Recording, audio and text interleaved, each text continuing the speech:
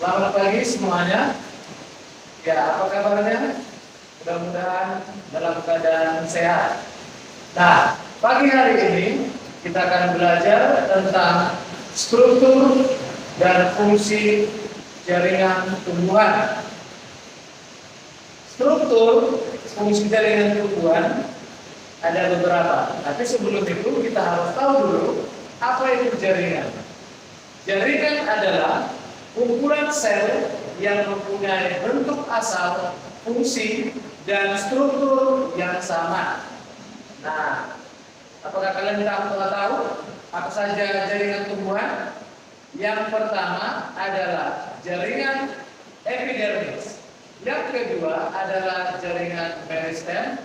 Yang ketiga adalah parenkim atau jaringan dasar. Keempat adalah jaringan penguat atau penyokong, dan yang kelima adalah silen dan loem.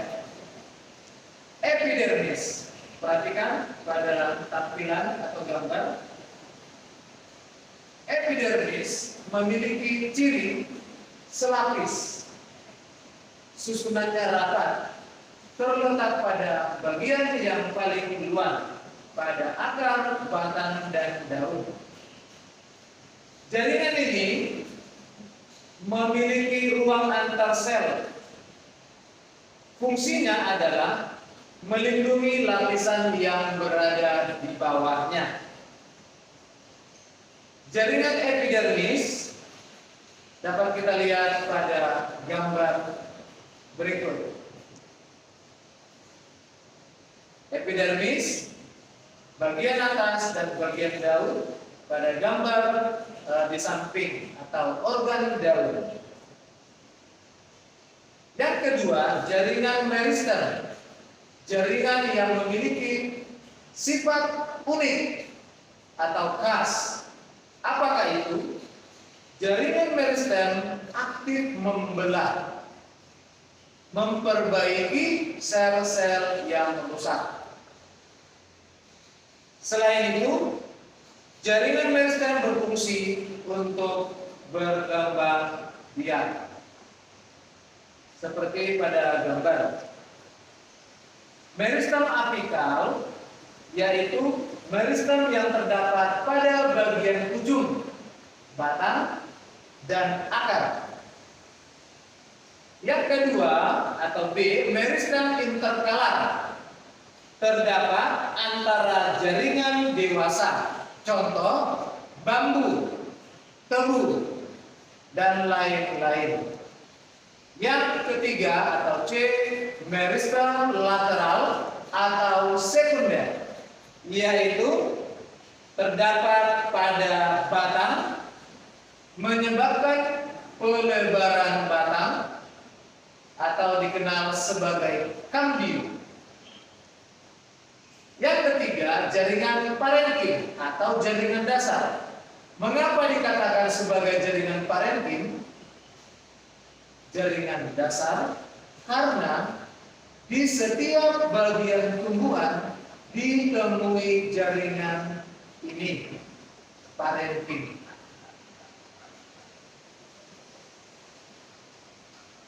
Struktur dinding selnya lentur dan berbentuk segi banyak, memanjang, memiliki ruang antar sel atau aerenkim. Yang berikutnya, jaringan penguat atau penyokong. Tentu untuk menguatkan tumbuhan, untuk menyokong agar tidak lemah atau layu. Yang pertama adalah kolenkin, yaitu terdapat pada jaringan-jaringan yang muda pada batang, tangkai, dan bunga. Penebalan pada sudut-sudut sel. Seperti ini gambarnya. Jaringan penguat, kolenkin dan sklerenkim memiliki perbedaan. Kolenkin penebalan dinding sel yaitu pada sudut, sedangkan sklerenkim merata. Dinding sel tersusun selulosa, sklerenkim tersusun lignin. tumbuhan masih tumbuh, sedangkan sklerenkim yang sudah mati atau berhenti tumbuh. Kolenkim tersusun oleh sel mati, sklerenkim oleh sel hidup. Kolenkim terdapat pada tempurung kelapa, sklerenkim pada tempurung kelapa dan kenari. Sklerenkim yaitu jaringan penguat dengan dinding sekunder tebal karena mengandung zat lignin, terdiri atas sel-sel yang mati atau sering disebut sklerei. Yang terakhir, jaringan pengangkut, xilem dan floem. Pengangkut mengangkut air dan garam mineral dari dalam tanah ke daun adalah fungsi xilem. Floem mengedarkan hasil fotosintesa dari daun ke seluruh tubuh.